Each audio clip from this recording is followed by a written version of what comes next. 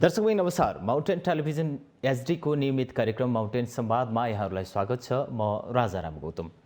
सर्वोच्चको आदेशपछि निवर्तमान प्रधानमन्त्री केपी शर्मा ओलीको बहिर्गमन र 5 गठबन्धन दलको तर्फबाट काङ्ग्रेस सभापति शेरबहादुर देउवाको आगमन, देशको नयाँ प्रधानमन्त्री शेरबहादुर देउवा भइसक्नु भएको छ।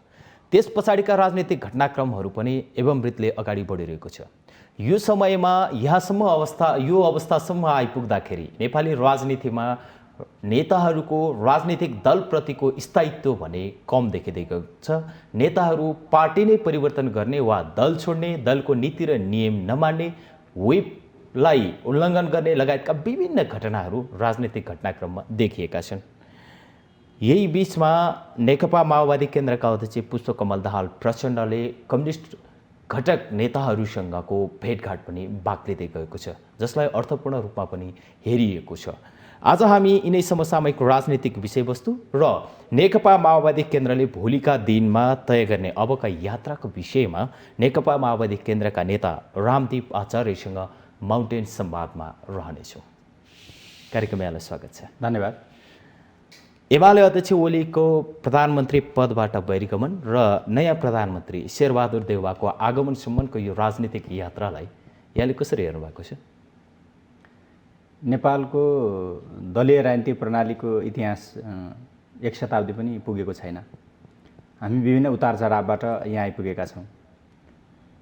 नेपालको आफ्नै विगतको इतिहास हेर्दाखेरि पहिलो जननिर्वाचित प्रधानमन्त्रीको राजनीतिक यात्रा पनि सुखद भएन। राजाले अबदस्त गरे। संयोगले उहाँको आज जन्मदिन रहेछ। प्रथम जननिर्वाचित प्रधानमन्त्री बीपी कोइराला 30 वर्ष पञ्चायतको कोप बाजनमा पर्यो दलीय प्रणाली। पहिलो जनआन्दोलनले त्यसलाई पुनर्स्थापित गर्यो।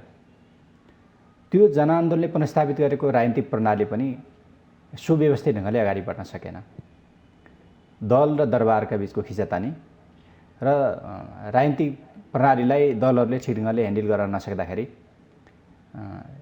10 वर्ष जनयुद्धको रूप धारण गर्यो। एउटा नयाँ परिवर्तन, ठुलो बलिदान र नयाँ परिवर्तनको आकाङ्क्षासहित 12 बुँदे समझदारी, 7 राजनीतिक दल र माओवादीका बिचको समझदारी, दोस्रो जनआन्दोलन, संविधान सभाको निर्वाचन र नयाँ राजनीतिक प्रणालीको रूपमा सङ्घीय लोकतान्त्रिक गणतन्त्रको स्थापना। यो परिघटनासम्म आइपुग्दाखेरि जनताका असीमित अपेक्षा र आकाङ्क्षा, राजनीतिक दलहरूका नवीकृत प्रतिबद्धताहरू र पुरानै कार्यशैलीले एउटा दिगदार वाक्क लाग्दो अवस्था, जनतालाई जुन जोगी आए पनि कानै चिरेका हुन् कि भन्ने स्थिति। अब विदेशी शक्ति केन्द्रहरूको पनि हस्तक्षेप, नेपालको राष्ट्रिय आन्तरिक स्वाधीनतामाथि पनि दखल परिरहने, यी दुईटै प्रश्नहरूको समुचित जवाबको निम्ति नेकपा माओवादी केन्द्र र नेकपा एमालेको बीचमा गठबन्धन र पार्टी एकता गर्ने उद्देश्यसहित गएको प्रदेश र सङ्घीय निर्वाचन र जनताले हाम्रो मतलाई अनुमोदन, 2/3 नजिक बीपी कोइराला पछाडि 2/3 शक्तिशाली प्रधानमन्त्रीको रूपमा केपी ओलीको सत्तारोहण, उदय र त्यसको दुरुपयोग, त्यसको पृष्ठभूमिमा आजको घटना भएको हो। उहाँले सदुपयोग गर्न सक्नु भएन। केपी ओलीजीले जनताले दिएको जनमतलाई अहङ्कारको रूपमा लिनुभयो। उहाँले आफ्नो व्यक्तिगत अहमको निम्ति, मलाई व्यक्तिका निम्ति दिएका हुन् भनेर प्रणालीलाई पनि भत्काउनु भयो, पार्टी प्रणालीलाई पनि भत्काउनु भयो, राजनीतिक प्रणालीलाई पनि भत्काउनु भयो र त्यसलाई सम्पूर्ण राज्यका मेसिनरीहरूलाई आफ्नो व्यक्तिगत स्वार्थपूर्तिको साधनको रूपमा प्रयोग गर्नुभयो। त्यसले गर्दाखेरि अब प्रणालीलाई बचाउनको निम्ति र राजनीतिक प्रणालीलाई ट्र्याकमा लिनको निम्ति उहाँको बहिर्गमन अपरिहार्य बन्न गयो। संसदमा टाउका गड्ने खेल त यो स्वाभाविक प्रक्रिया थियो, तर हिजोको दिनमा लडाइँ लडेका एकै ठाउँमा चाहिँ ज्यानको जोखिम मोलेर राजनीतिक परिवर्तनका लागि लागेका साथीहरू आज पार्टी छोडेर अर्को पार्टी, ऊ पार्टीका यतापट्टिका उतापट्टि जाने, यो किसिमको राजनीतिक घटनाक्रम नेताहरूको राजनीतिक स्थायित्व नहुनुलाई कुन रूपमा लिनुहुन्छ? नैतिकताको खडेरी। अरू सबै कुरा राजनीतिक उद्देश्यहरू छोडेर स्वार्थमा केन्द्रित हुँदाखेरि, त्यो स्वार्थ पनि वर्गीय स्वार्थ, सामाजिक स्वार्थ, पार्टीगत स्वार्थ होइन, आफ्नो निहित स्वार्थ, निजी स्वार्थ। मलाई कहाँ जाँदाखेरि नाफाघाटा हुन्छ भन्ने हिसाब किताब गर्दाखेरि कहिलेकाहीँ त्यस्तो हुन्छ।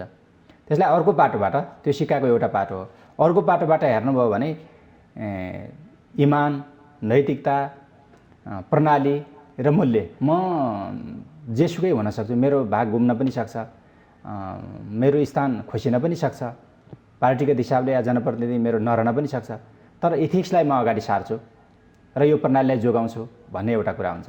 तपाईँले मैले त्यसलाई कसरी हेरेको भने अब माओवादी पङ्क्तिका केही नेताहरू हुनुहुन्थ्यो, बादलजीको नेतृत्वमा मन्त्री खानको निम्ति जम्मै जानुभयो, राजनीतिक नीति र मन्त्री खानको निम्ति केपी ओलीतिर लाग्नुभयो।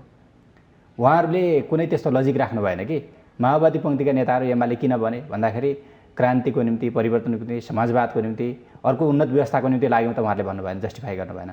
अर्को चाहिँ केपी ओलीसँग माधव नेपालले सङ्घर्ष गर्नुभयो, एक प्रकारले सम्बन्ध विच्छेद त भएको छैन कानुनी हिसाबले, औपचारिक हिसाबले, तर उहाँले के भन्नुभयो भने मेरा सबै अवसरहरू घुम्न सक्छन्, मलाई कारबाही हुनसक्छ, मलाई साथ दिने साथीहरूको पनि कारबाही हुनसक्छ, तर सङ्घीय लोकतान्त्रिक गणतन्त्रमा र यो विद्यमान संविधानमा सङ्कट आएको कारणले गर्दाखेरि मेरो घाँटीमा म तरबार राख्न तयार छु भने तपाईँले उथलपुथललाई पनि एउटै आँखाले हेर्नु हुँदैन जस्तो लाग्छ।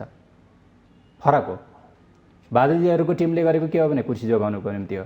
माधव नेपालजीले त कुर्सी जोगाउनुको निम्ति होइन नि त, सिँगै एमाले भइराखेपछि तुलना दिशाले उहाँलाई फाइदा हुन्थ्यो होला नि त।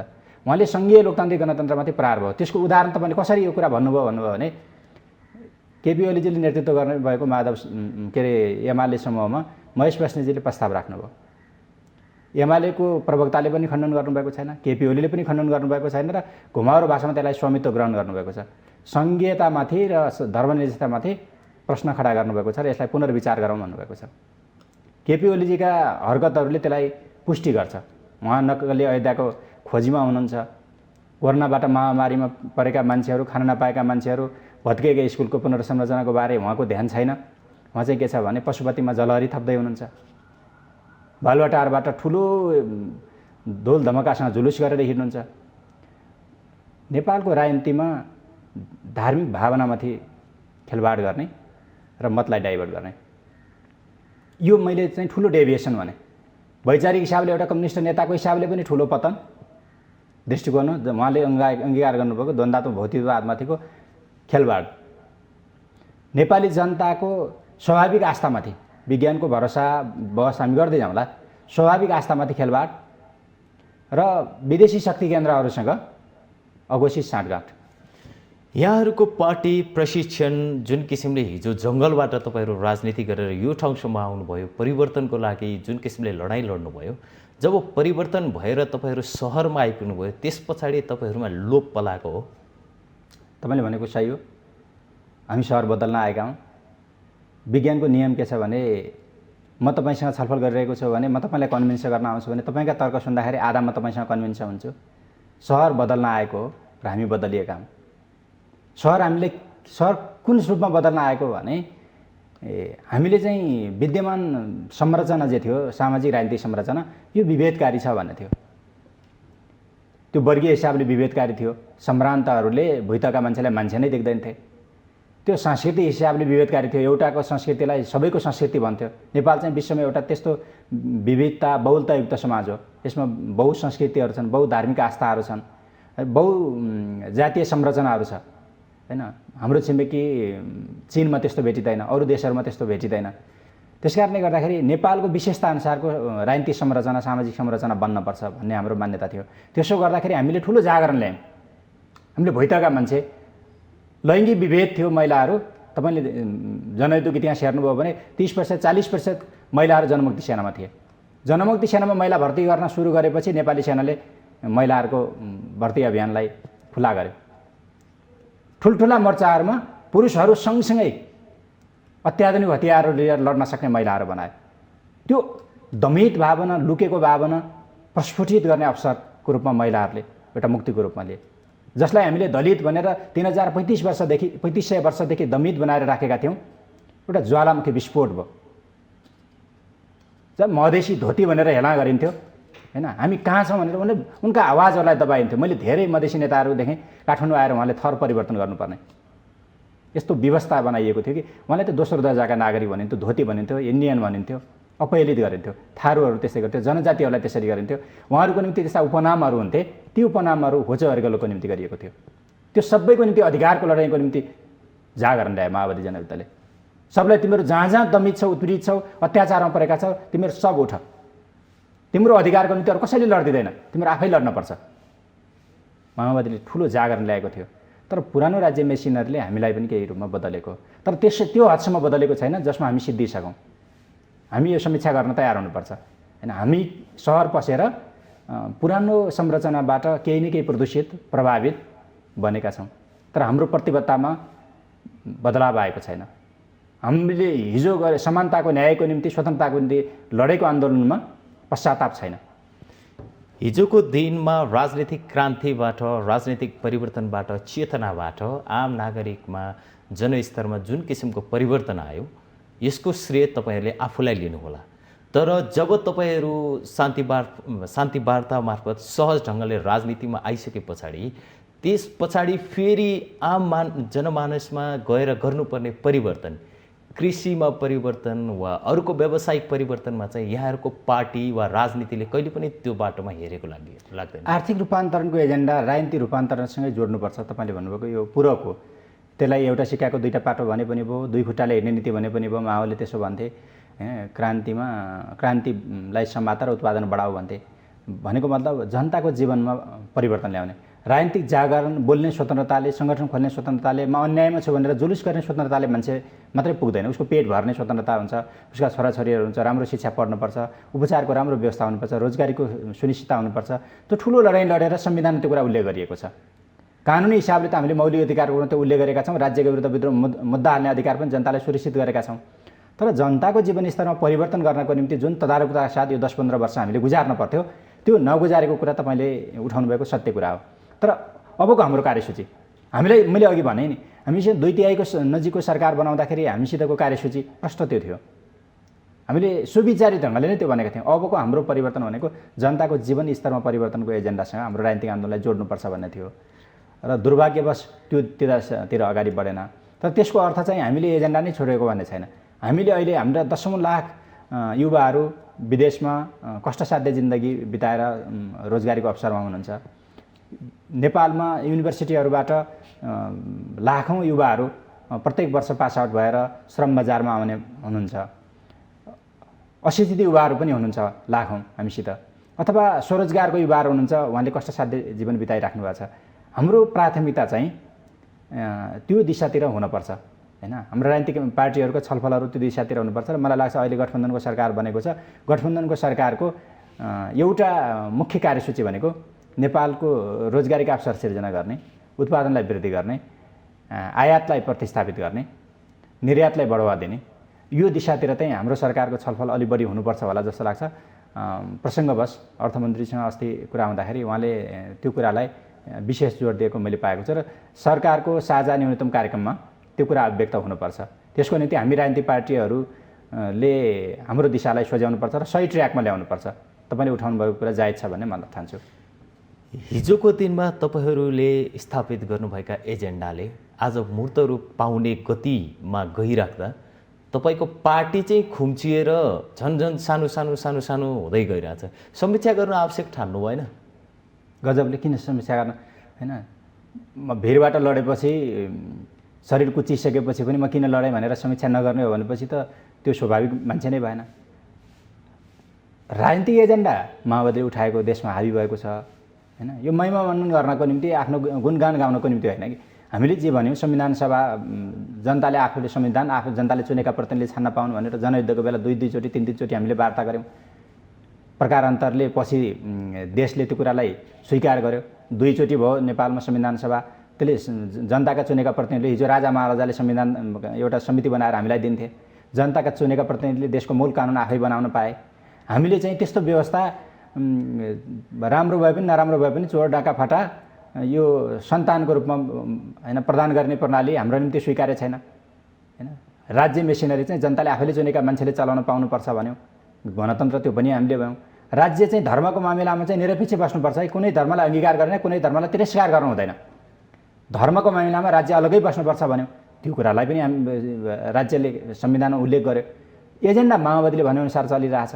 तर माओवादी पार्टी सङ्गठनात्मक हिसाबले हेर्दाखेरि तपाईँले भन्नुभएको जस्तो निर्णायक रोलमा छैन। त्यो निर्णायक रोलमा नहुनु त अरू कसैको कारण होइन नि। अहिले त जति 6-7वटा घटकहरू छ त्यो माओवादीहरू चिरा परेका छन्। माओवादीले त आफै फुटेको हो नि त, अरू कसैले फुटाइदिएको भन्ने हो भने त्यो बाह्य कारण हो। निर्णायक कारण त माओवादी आफै हो। त्यसैले माओवादी आन्दोलनले समीक्षा गर्न जरुरी छ। तपाईँले भन्नुभएको एकदम सही छ। हामी समीक्षा गरिरहेछौँ, छलफल गरिरहेछौँ र हामीले के समीक्षा गऱ्यौँ भने हिजो चाहिँ क्रान्तिको 2टा चरण भन्ने थियो। एउटा जनवादी चरण, अर्को समाजवादी क्रान्तिको चरण भन्ने थियो। त्यो अन्तर्राष्ट्रिय प्रचलनको हिसाबले हामीले नेपालमा पहिलो चरण चाहिँ जनवादी क्रान्ति हो भन्यौँ। नेपालमा सङ्घीय लोकतान्त्रिक गणतन्त्र स्थापना गरुन्जेलसम्म बुर्जुवा चरित्रको जनवादी क्रान्ति सम्पन्न भयो। त्यो चिनिया जस्तो अन्य क्रान्तिको जस्तो कुनै कपी एन्ड पेस्ट होइन। हाम्रो तरिकाको क्रान्ति सम्पन्न भयो। अब चाहिँ हामीले के भन्यौँ भने समाजवादको आधार तयार गरेर समाजवादी क्रान्तिको दिशामा जानुपर्छ भन्यौँ। नेपालमा तपाईँले यो कमल थापाको पार्टी बाहेक बाँकी कुनै पार्टी छैन जसले समाजवाद नभनोस्। कम्युनिस्टहरूले वैज्ञानिक समाजवाद भन्छन्, काङ्ग्रेसले लोकतान्त्रिक समाजवाद भन्छ, जनता समाजवादीको नामै समाजवादी छ भनेपछि नेपालको त सबैजसो पार्टीहरू समाजवादी छन्। तर कस्तो समाजवाद भन्ने ती पार्टीहरूको बिचमा छलफल चलेको छैन, चाहे लोकतान्त्रिक भनेका हुन् या वामपन्थी भनेका, कम्युनिस्ट भनेका। त्यस कारण अहिले तपाईँले भन्नुभएको अबको हाम्रो बाटो के भन्ने विषयमा हाम्रो छलफल भयो भने हाम्रो सबैको एउटा साझा गन्तव्य फेला पर्न सक्छ। एउटा समाजवादी ध्रुव, एउटा समाजवादी केन्द्र अथवा एउटा समाजवाद निर्माणको अभियानको निम्ति राजनीतिक पार्टीहरूको बिचमा ध्रुवीकरण जरुरी छ कि भन्ने कुरा चाहिँ हामीलाई लाग्छ। त्यसै कारण माओवादी आँखाबाट मात्रै हेर्दाखेरि खुम्चेको जस्तो देख्नुहुन्छ। तपाईँले अर्को आँखाबाट हेर्नुभयो भने बृहत कम्युनिस्ट ध्रुवीकरण र समाजवादी आन्दोलनको निम्ति एउटा बन्दै गएको दृष्टिक्षितिज हुन्छ। खासमा दृष्टिक्षितिज भन्ने त हुँदैन वैज्ञानिक हिसाबले हेर्दाखेरि, त्यो दृष्टिक्षितिज सिम्बोलिक हो, साङ्केतिक। दृष्टिक्षितिजमा चाहिँ एउटा उज्यालो सम्भावना प्रकट भइरहेको मैले देख्छु। लामो समयदेखि नेपालको राजनीति कतै न कतैबाट पार्टी अध्यक्ष, तपाईँहरूको पार्टी अध्यक्ष प्रचण्डको वरिपरि घुमि नै रहेको हुन्छ। निर्णायक बिन्दुमा प्रचण्डको भर्सन कहाँ जान्छ भन्ने कुराले नै प्रधान पाइरहेको हामी त्यो पाउन सक्छौँ। तर हिजोको दिनमा स्थानीय तहसँग चुनावमा गइरहँदा तपाईँहरू काङ्ग्रेससँग लबिङ गर्दै हुनुहुन्थ्यो, काङ्ग्रेससँग सहकार्यमा हुनुहुन्थ्यो। फेरि राष्ट्रिय राजनीति संसदीय फाँटमा तपाईँहरू नेकपा एमालेसँगको सहकार्यमा हुनुहुन्थ्यो। फेरि मिल्नुभयो, फेरि फुट्नुभयो र अहिले फेरि तिनै पार्टी अध्यक्ष प्रचण्डकै सहयोगमा र एमालेका वरिष्ठ नेता माधव कुमार नेपालको सहयोगमा फेरि काङ्ग्रेसका सभापति शेरबहादुर देउवालाई नेतृत्वमा पुर्याउनु भएको छ, देशको प्रधानमन्त्री बनाउनु भएको छ। माओवादीले अब आफू एक्लै गर्न सक्दैन र सबैलाई लिएर जानुपर्ने अवस्था आयो। त्यसलाई 2टा कोणबाट हेर्नु पर्यो। एउटा प्रचण्डको त्यो विशेषता हो।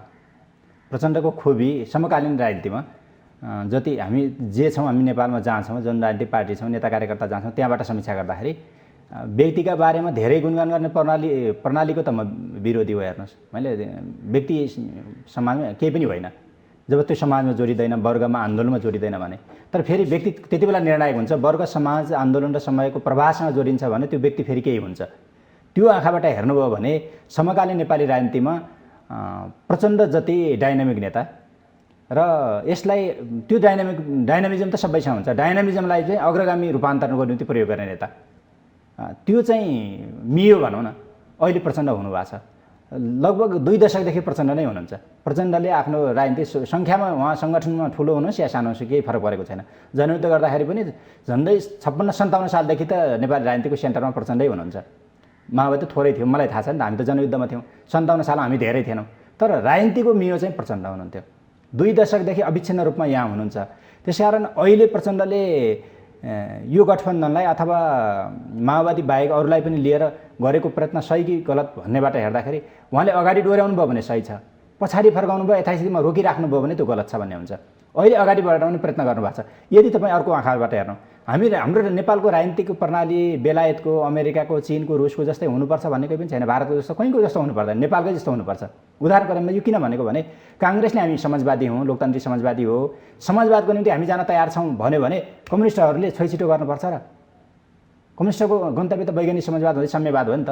काङ्ग्रेसले म वैज्ञानिक समाजवाद साम्यवादमा जान्न, साम्यवादप्रति मेरो त्यो भरोसा छैन, तर म समाजवादी हौँ है, समाजवादका फन्डामेन्टल कुराहरूमा चाहिँ हामी सहकार्य गर्न तयार छौँ भन्यो भने त्यो समाजवाद त हामीलाई चाहिँदैन भनेर कम्युनिस्टले भन्न पर्छ र? यथा पर्न छ भने पनि हामीले भन्ने कुरा हो। अनि काङ्ग्रेसको समाजवाद यो देशलाई चाहिएको होइन। हाम्रै समाजवाद मात्रै एक्लै बोकेर हिँड्छौँ भन्ने हुनु पर्यो एउटा कारण। अर्को आँखाबाट हेर्दाखेरि हामी एक्लैको तागत पुगेर हामीले हाम्रो बाटोमा हिँड्ने सक्ने स्थिति भएपछि हामी एक्लै हिँडे पनि हुन्छ। त्यो त जनताले पनि भरोसा गर्नु पर्यो, हाम्रो शक्ति पनि सुदृढ गर्न पर्यो। त्यो स्थिति नभएको बेला के गर्ने भनेपछि हामी पश्चगामी शक्तिलाई मानेर जाउँ त, हामी सक्दैनौँ भनेर थाकेर बसौँ त भन्दाखेरि थाकेर नबस्ने। अहिले जस्तो देउबाजी प्रधानमन्त्री हुनुहुन्छ, काङ्ग्रेसका बारे धेरै छलफल हुनसक्छ, काङ्ग्रेसमा छलफल गरौँ त बरु समाजवादको मोडेलका बारे होइन। माधव नेपाल कमरेडले भन्नुभएको छ होइन समाजवादको कार्यक्रम बनाऊ भनेर, बाबुरामजी उपेन्द्रजीहरूले भन्नुहुन्छ समाजवादको कार्यक्रम बनाऊ भनेर। मैले त पोजिटिभ सम्भावना के देख्छु भने अब यो नारामा मात्रै रहेको, भाषणमा मात्रै खपतको निम्ति मात्रै रहेको समाजवादलाई यथार्थमा अनुवाद गरौँ न। एउटा साझा न्यूनतम कार्यक्रमभित्र समाजवादको आधार कसरी तयार गर्ने हो भन्ने बारे छलफल गरौँ त। विश्वमा नव उदारवाद त फेलियर भइसक्यो, त्यो हामीले कम्युनिस्टले भने होइन। तपाईँले पश्चिमा अर्थशास्त्रीहरूका, वैज्ञानिकहरूका, दार्शनिकहरूका विश्लेषण हेर्नुभयो भनेपछि विश्वको राजनीतिक प्रणालीको, आर्थिक प्रणालीको लिड गर्नको निम्ति नव उदारवाद फेलियर भइसक्यो। उनीहरूले त्यसमा पुनर्समीक्षा गर्दैछन्। हामी चाहिँ के हेरिरहेछौँ भनेपछि नव उदारवादको डङ्गा पिटिरहेछौँ। सिद्धान्त र नीतिको परिवर्तन गरिरहँदा जो जहाँ छन् त्यहाँबाट नेतृत्व परिवर्तनको कुरा पनि स्वाभाविक रूपमा आउनुपर्दा तर नेपाली राजनीतिमा त्यति धेरै नेतृत्व परिवर्तनको सवालहरू उठ्दैन। उठे पनि गौण रूपमा उठ्छ र त्यो आवाज त्यहीँ दबिन्छ। यसमा त विशेषतः तपाईँहरू जो कम्युनिस्ट राजनीति गर्छु भन्नेहरू हुनुहुन्छ, तपाईँहरूमा त नेतृत्वको परिकल्पना पनि नगर्दा हुन्छ जसरी चाहिँ तपाईँहरू नेता मानेर हिँडिरहनु भएको छ। यो किसिमको बहस पार्टीभित्र आन्तरिक रूपमा गरेर नेतृत्व परिवर्तनको लागि आवाज उठ्नुपर्ने होइन? कम्युनिस्ट आन्दोलनको समस्या विगतमा के देख्यो भने कुनै बेला संसारमा 36वटा देशमा कम्युनिस्ट शासन थियो, अहिले 5वटा देशमा छ औपचारिक हिसाबले। चीन, भियतनाम, कोरिया, लाओस, उत्तर कोरिया, क्युबा। अरू देशमा छैन। एकछिनलाई समीक्षा गरौँ कि 31वटा देशमा प्रतिक्रान्ति कसरी भयो। मूल रूपमा विदेशी शक्ति केन्द्रले अथवा देशभित्रका प्रतिक्रियावादीहरूले प्रतिक्रान्ति गरेर कम्युनिस्ट सत्तालाई उल्टाइदिएका होइनन्। कम्युनिस्ट आफैका कारण त्यो पतन भएको हो। तपाईँले भन्नुभएको कुरा के छ भने त्यो किन पतन भयो त? एकछिनलाई सोभियत रुस र त्यसका वरिपरि दोस्रो विश्वयुद्धको पेरिफेरीमा लहरको रूपमा एउटा उभारको रूपमा कम्युनिस्ट सत्ताहरू जो स्थापित भएका थिए ती सत्ता किन टिकेनन्? त्यसमध्येका धेरै कारणहरू छन्। त्यो मध्येको एउटा आन्तरिक कारण के छ भने लिडरसिप प्रणाली जनताबाट परीक्षित हुने प्रणाली भएन। यो कुरा सही हो होइन। अविच्छिन्न रूपमा एउटाले नेतृत्व गर्ने, अर्को आउँछ त्यसको निन्दा गर्ने। उदाहरणको निम्ति स्टालिनले 30 वर्ष सोभियत रुसको नेतृत्व गर्नुभयो, स्टालिनपछि खुर्सेव सत्तामा आउनुभयो, खुर्सेवले स्टालिनको निन्दा गर्नुभयो। 10 वर्ष जति खुर्सेवले सत्ता चलाउनु भयो, ब्रेजनेभ आउनुभयो, खुर्सेवको निन्दा गर्नुभयो। भनेपछि सोभियत सङ्घ त रहेन। चीनले बरु अर्को प्रणाली अवलम्बन गर्यो। चीन माओले अगुवाई गर्नुभएको थियो, फर्मल्ली त होइन कि पार्टीगत हिसाबले चाहिँ माओले देशको राष्ट्रको अगुवाई गर्नुभएको थियो। माओपछि देङ सत्तामा आउनुभयो। देङले चाहिँ के भन्नुभयो भने माओको जिन्दगीको उत्तरार्धमा केही गल्ती गर्नुभएको थियो, तर आधुनिक चीन निर्माणको निम्ति माओको योगदान विशेष छ। त्यसकारण माओलाई हामीले बोक्नुपर्छ, माओलाई बोक्दै आधुनिकतातिर जानुपर्छ भनेर देङले आजको चीनको जग बसालेको पछि सी जिनपिङले अगुवाई गरिराख्नु भएको छ। यो बाटोघाटो हेर्दाखेरि त हामीले अवलम्बन गर्ने सिक्ने कुन चाहिँ बाटो भन्दाखेरि पछिल्लो आउँछ, अघिल्लोलाई विस्थापित गर्छ, निषेध गर्छ, ध्वस्त गर्छ। तर चीनले के गर्यो भनेपछि विस्थापित त गरेकै हो नि, तर त्यो सकारात्मक विस्थापन थियो। हाम्रो राजनीतिक प्रणालीमा पनि यसले अप्ठ्यारो केही पनि मान्नु पर्दैन होइन। एउटै नेतृत्व जिन्दगीभरि भइरहने र त्यसपछि आन्दोलन नेतृत्व सिद्धि पनि आन्दोलन सिद्धिने प्रणालीमा हामी जानु हुँदैन। सकारात्मक विस्थापन भनेको छु मैले। नयाँ पङ्क्तिले के गर्नु पऱ्यो भने त्योभन्दा अग्रगामी दृष्टिकोण चाहियो कि कार्यक्रम चाहियो। युवाहरूले नेतृत्व गर्न तयार छ भनेर उमेरले मात्रै अब जन्मकुण्डली हेरेर त भएन, उसमा दृष्टिकोण चाहियो। उदाहरणको निम्ति अहिले हामी डिजिटल युगमा छौँ। मार्क्सवाद चाहिँ प्रथम औद्योगिक क्रान्तिको बेला संश्लेषण गरिएको थियो। जति बेला भर्खर युरोपमा त्यस पनि बेलायतमा औद्योगिक क्रान्ति सुरु भएको थियो, त्यो बेला मार्क्सवादको संश्लेषण मार्क्स र एङ्गेल्सले गर्नुभएको थियो। कम्युनिस्ट मेनिफेस्टो लेखेको पनि आज 173-74 वर्ष भइसक्यो। समय धेरै बलवान छ र अगाडि बढिसक्यो। त्यो थुप्रै खाले उतार चढाव आए। अहिले चाहिँ चौथो औद्योगिक क्रान्ति भन्छन्, कसैले तेस्रो औद्योगिक क्रान्ति भन्छन्, कसैले डिजिटल युग भन्छन्, कसैले सूचना क्रान्तिको युग भन्छन्। अस्ति सी जिनपिङले चिनिया कम्युनिस्ट पार्टी 100 वर्ष पुगेको अवसरमा 160 देशका 500 भन्दा बढी पार्टीका 10,000 भन्दा बढी मान्छेहरूलाई एउटै जुम मिटिङबाट सम्बोधन गर्नुभयो। यो बिरलै देखिने परिघटना हो कि अहिले हामी त्यो सञ्चारको युगमा छौँ। हामीलाई त्यस्तो अवसर छ। चेतना ग्लोबल भएको छ, सम्बन्धहरू ग्लोबल भएका छन्। यो बेला चाहिँ लिडरसिप प्रणाली, एकल लिडरसिप प्रणाली चल्दैन। सिद्धान्त त पनि कम्युनिस्टहरूले सामूहिक नेतृत्व प्रणाली हो, अनि ज्ञान साझा भएको छ। एउटा हिजो पृथ्वीनारायण शाहको जस्तो एउटैले सबै थोक जान्ने भन्ने हुन्थ्यो नि, त्यो अहिले रहेन। अहिले विभिन्न विशिष्ट विधाहरू, विज्ञानका विभिन्न विशिष्ट विधाहरूमा मान्छेहरू एक्सपर्ट भएका छन् र सबैको साझा ज्ञानबाट समाज अगाडि बढ्नेछ। पार्टी पनि त्यसरी नै हो। त्यसकारण पार्टीमा दलमा समस्या के छ भने वैचारिक काम हुँदैन, महिमा मण्डन गर्ने या निन्दा गर्ने मात्रै हुन्छ। तत्कालीन शक्ति केन्द्रहरूका राजनीतिका बारे मात्रै छलफल हुन्छ।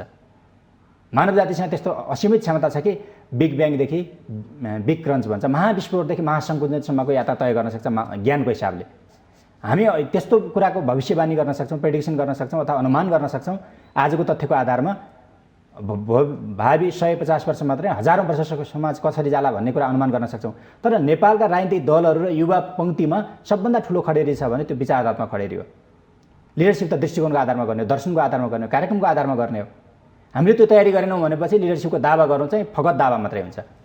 तपाईँले उठाउँदै आएको एउटा कुराले बहुत मानिसलाई घचघच्याउँछ कि कम्युनिस्ट राजनीति गरिरहँदा पनि तपाईँ राजनीतिक पार्टीहरूको ट्रेन्डमा परिवर्तन आउनुपर्छ भनेर आवाज उठाउने भित्रको मध्येको एक पर्नुहुन्छ।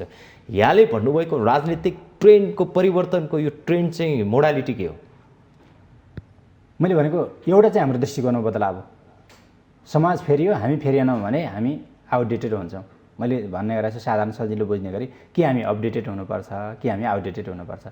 जमाना बदलिने हामी बदलिनौँ भनेपछि हामी अगुवाई गर्न सक्दैनौँ। समाज धेरै अगाडि जाने, हाम्रो चेतना स्तर पछाडि पऱ्यो भने पछाडिबाट समाजको अगुवाई गर्न सकिँदैन। ठुलो बदलाव तपाईँले गर्नुपर्ने भनेको राजनीतिक दलहरूभित्र हामी आफैभित्र पनि एउटा विचारत्मक स्कुलिङको अभियान चाहिएको छ। त्यो भनेको शास्त्रीय स्कुलिङको मात्रै कुरा मैले गरेको छैन कि आज दुनियाँ कहाँ आइपुग्यो त, हामी कहाँबाट आइपुग्यौँ र हामी कता जाँदैछौँ भन्ने कुराको एउटा साङ्गोपाङ्गो दृष्टिकोण चाहिन्छ। त्यसले चाहिँ हाम्रो सिङ्गो समाजलाई, विशेष गरी युवा पङ्क्ति जसको भविष्य लामो छ, त्यसलाई एकताबद्ध गर्न, त्यसलाई उत्प्रेरित गर्न, त्यसलाई सकारात्मक दिशामा त्यसको ऊर्जालाई सदुपयोग गर्नका निम्ति हामीले मद्दत गर्छ जस्तो लाग्छ।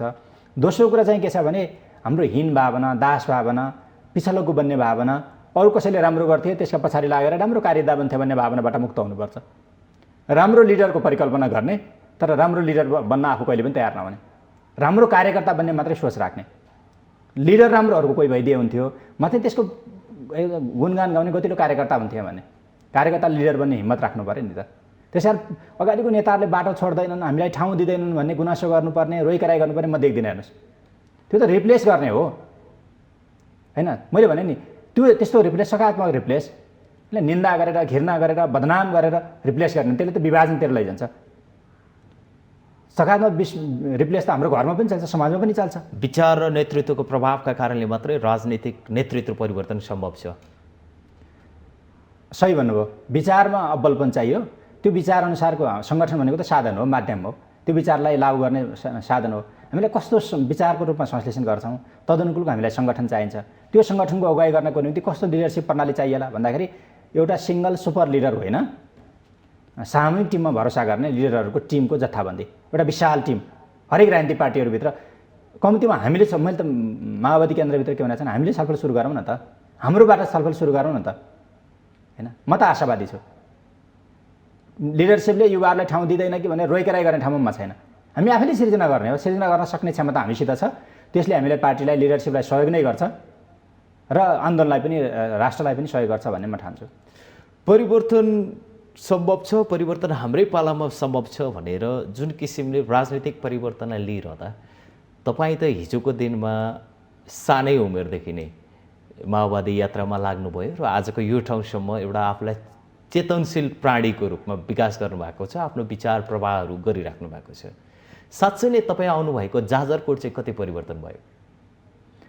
नै तपाईँले अघि भन्नुभएको नारासँग चाहिँ म सहमत छैन। फेरि परिवर्तन हाम्रै पालामा भन्ने कुरासँग यसको मतलब अघि कहिले पनि परिवर्तन भएको थिएन, भोलि पनि परिवर्तन हुने छैन। त्यो हाम्रै पालामा अहिले मात्रै परिवर्तन हुन्छ भन्ने कुरा त विज्ञान विरोधी कुरा हो। हेर्नुहोस्, 13.5 अर्ब वर्षको यो ब्रह्माण्डको इतिहासमा 9.5 वर्ष गुजारेपछि 4.5 अर्ब वर्ष पहिला पृथ्वी बन्यो, सौर्यमण्डल बन्यो।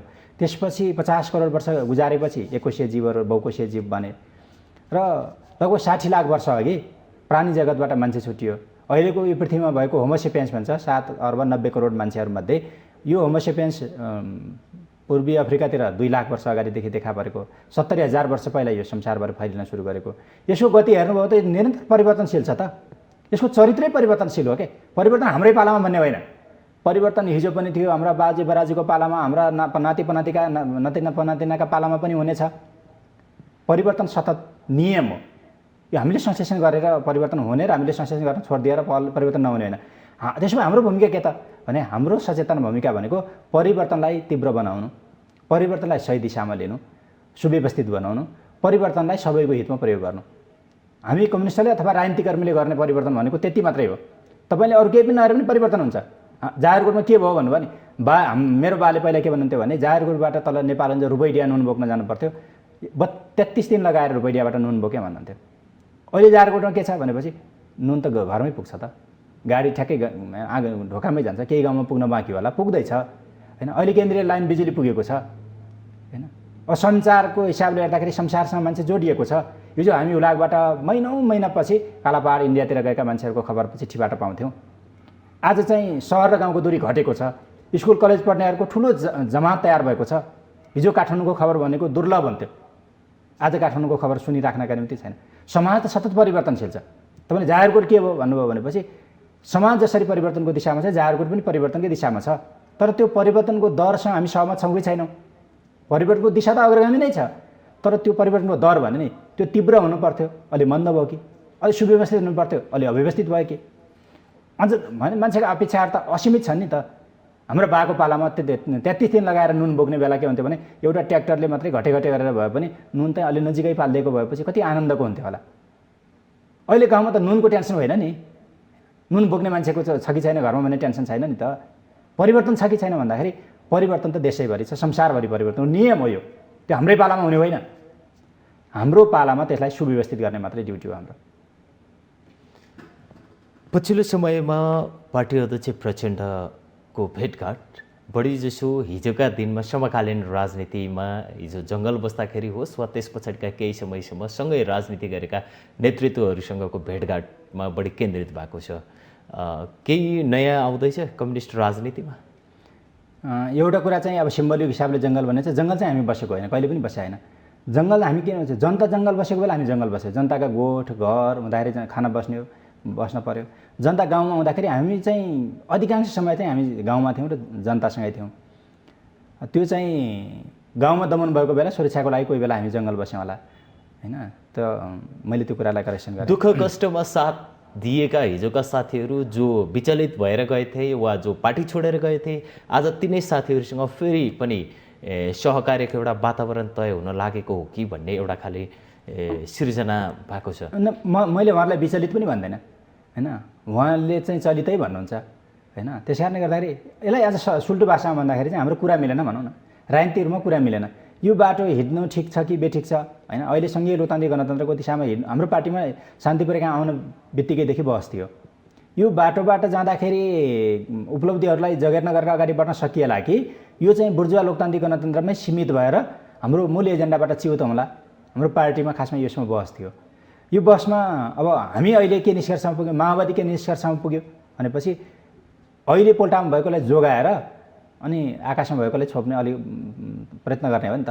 वैज्ञानिक समाजवाद हाम्रो परको लक्ष्य हो, तर अहिलेको यो उपलब्धिलाई गुमाइदिने हो भनेपछि त वैज्ञानिक समाजवाद यो त फेरि निर्घोष राजतन्त्रतिर जान्छ। अवस्था त यस्तो छ कि भुइँको टिप्दा पोल्टाको खसेको अवस्था हो नि। त्यो अहिलेको हामीले यसलाई कार्यनीति पनि कार्यनीति के हुनु पर्यो हाम्रो भनेपछि हामीले प्राप्त गर्यो। यो फेरि हाम्रै, मैले अघि सबै व्याख्या गरिसकेँ, यो हाम्रै श्रेयबाट, हाम्रो मूल श्रेय, हामी एक्लैको होइन आन्दोलनमा, हाम्रो मूल श्रेयबाट नेतृत्वबाट प्राप्त गरेको चिजलाई जगेर्ना गरौँ, बाँकी चिजको प्राप्तिको निम्ति लागौँ भन्ने कुरा गर्दाखेरि हाम्रो कुरा मिलेको थिएन।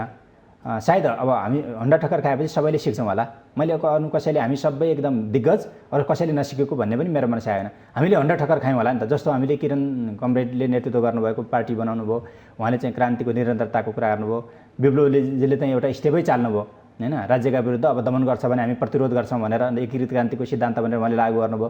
सबैले समीक्षा गर्ने बेला होला नि त होइन। गोपाल किराँतीजी एमाले र माओवादी एकता हुँदाखेरि उहाँले अलग हुनुभएको थियो। माओवादीका विभिन्न घटक बाबुरामजीले चाहिँ हुनुहुन्थ्यो भने अब यो हुँदैन यस्तो होइन, यो वामपन्थी यस्तो प्रकृतिको राजनीति हुँदैन, मैले चाहिँ अर्कै गरेर देखाउँछु भन्न सायद हामी सबै समीक्षा गर्ने ठाउँमा आइपुग्यौँ होला। त्यसमा माओवादी केन्द्रले पनि समीक्षा गर्छ, अरू सबैले समीक्षा गर्नु पर्ने, माओवादी केन्द्रले समीक्षा नगर्नुपर्ने भन्ने मनसाय होइन।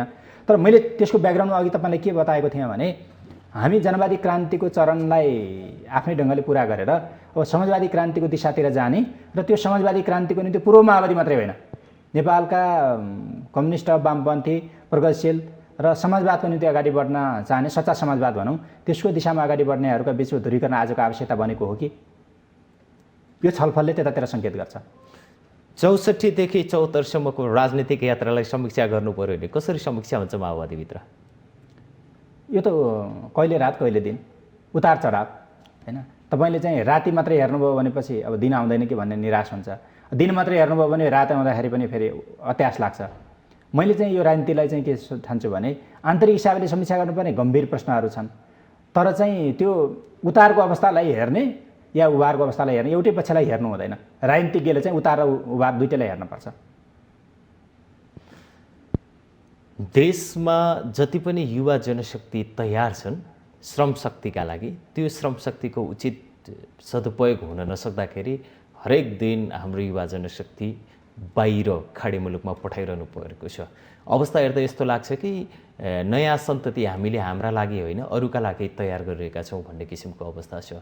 यो समयमा पार्टीभित्रको राजनीतिक आन्तरिक वातावरणलाई हेऱ्यौँ भने पनि राजनीतिप्रति पनि युवाहरूको वितृष्णा उत्तिकै जागेको देखिन्छ। अब पार्टी विधि र पद्धति परिवर्तन गर्ने बेला भएको होइन?